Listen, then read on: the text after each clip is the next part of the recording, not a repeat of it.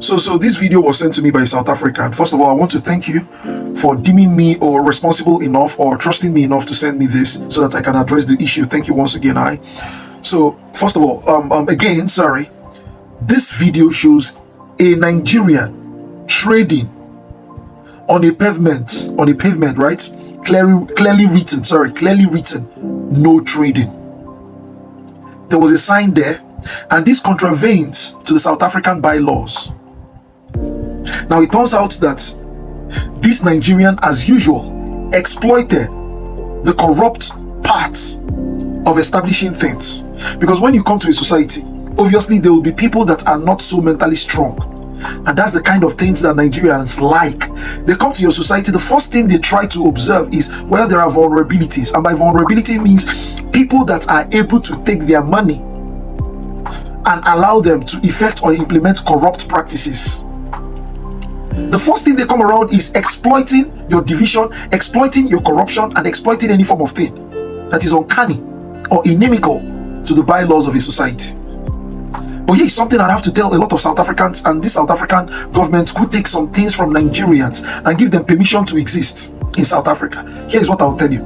There is something that is being said in my tribe, which is the Igbo tribe. You know, Igbo tribe, we have lots of wise sayings. The problem is that we don't follow those wise sayings.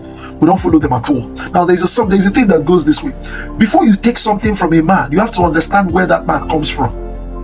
You have to understand whether anything should be taken from that man. You must understand where the man comes from, and where he comes from determines whether you should take something from him. You know why? Because when you take things from that man, your place over a period of time would become the place that man comes from. Let me say this again. You have to observe where a man comes from before you accept his offers. Why? Because if you accept his offers, your place over a period of time would become the place that man comes from, or become like the place that man comes from.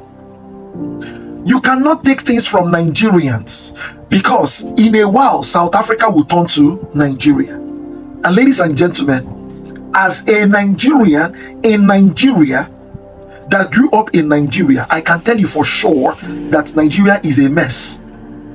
This is something we don't argue. Every Nigerian knows that Nigeria is a mess. This is something we know all together. Nobody debates it. If you want South Africa to be a mess, keep taking from Nigerians in form of bribery. Over a period of time, it will be your regrets. Please, South Africans, I'm begging all these South African officials, stop sabotaging your brothers and sisters for Nigerians. Because at the end of it all, you had ended up sabotaging your children and sabotaging yourself. When Nigerians come in, they will show you what they are truly made of. You cannot take anything from the devil, seeing that such a person comes from hell. Anything that comes from hell is the devil. No matter how the person paints it, no matter what the person gives to you, if you take from that person, over a period of time, your place and your heart will become a hellhole, will become hell. You people should understand, or should simmer or siva, or be very skeptic towards the people you take things from. You can take things from Westerners. You can take things from Chinese. We know their histology. We know that when you take things from them, when they come in, they will turn it to an Asian country. And we all know how Asian countries are. People known for development, people known for increasing things and civilization. Be warned. Be warned.